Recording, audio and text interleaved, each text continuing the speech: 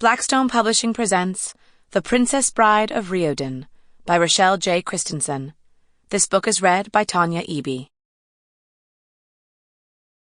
To the ladies of Echo Ridge, Heather, Cammie, Lucy, Connie, and Jeanette, thank you for making this town a place that I wish I could visit. It's been such a joy to work with each of you and learn from your creative talents.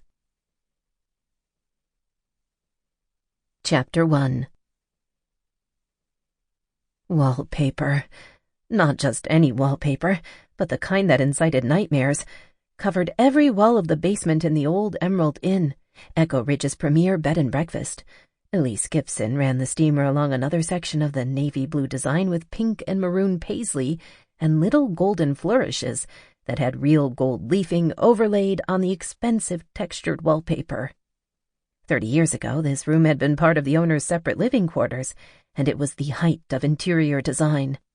Now it was up to Elise to remodel the large area into a stylish home theater where guests of the B&B could come and enjoy their favorite movies. The room would cater to the wealthy guests of Echo Ridge, New York, during the ski season, and during the off-season it would be available for party rentals for the locals. The steamer hissed, and Elise pulled down one long section of the hideous wallpaper. The owners had used quality paper, thick as denim and caked in glue. She checked her watch. It was almost 8 o'clock, and since it was the last Tuesday of March, she needed to be to Kenworth's department store by 9 to help decorate the window for the annual Tulip Festival. She crumpled the paper into a ball and threw it aside. Stepping back, she smiled at the wall. It was yellowed and would need a good scrubbing, but the original texture would look fabulous with a new coat of paint. There were still 3 more walls to uncover in the 800-square-foot room, but Elise was up for the challenge. First, she needed to pack up the rest of the DVDs on the bookshelf. The room had been semi-functioning as a movie room and lounge area for guests and the family that ran the place. There was an old oak bookcase with several dents that held about 100 titles. Elise grabbed an empty box and knelt next to the bottom shelf. She stacked 24 Disney movies inside and moved to the next shelf.